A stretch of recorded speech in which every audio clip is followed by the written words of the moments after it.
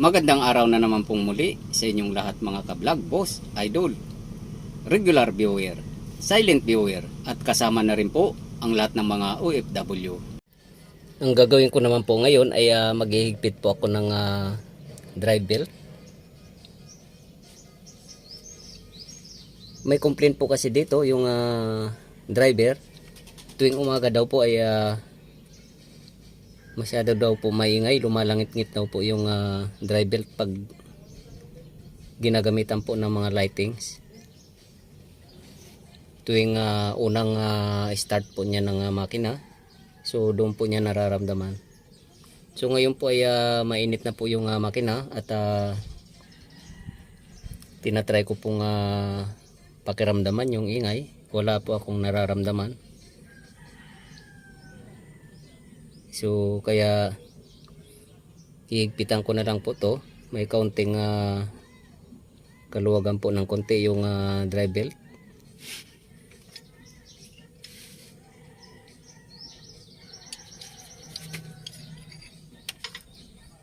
Isa pong Owodam truck to na 380.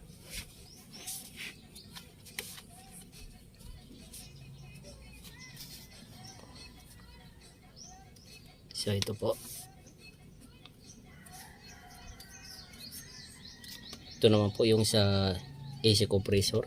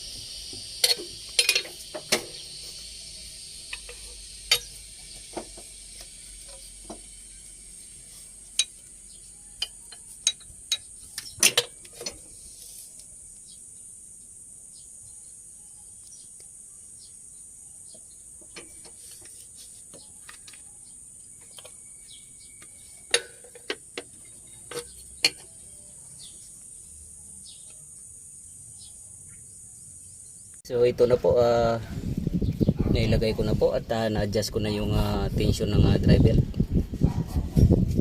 At hindi ko na po siya paanda rin kasi wala po siyang indikasyon ngayon na maingay. Tuwing umaga lang po at pag ginamitan din po ng mga lightings.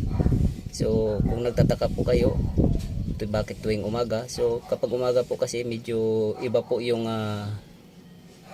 kondisyon ng drive belt pag malamig compare sa mainit. At saka pag ginamitan po ng lightings ay nagkakaroon po ng load itong alternator, kaya medyo tensionado po, matitension din yung drive belt. So kaya po lumalabas siya. So ngayon po ay na-adjust ko na po yung tension niya. At dahil na rin po sa medyo kalumaan na, so kaya lumalabas na po yung mga ganyang indikasyon. Pero hindi naman porket maingay po pag umaga ay kailangan ng palitan. So kapag makuha po sa adjustment ay adjust lang po muna tayo. At makikita naman natin kung wala namang mga cracks yung drive belt, so pwede pa po siyang gamitin. At pag talagang malala na po, so saka lang po tayo magpapalit. So hanggang dito na lang po muna ang video kong ito. Please like, subscribe na lang po and hit notification bell para sa susunod na mga video. God bless all po.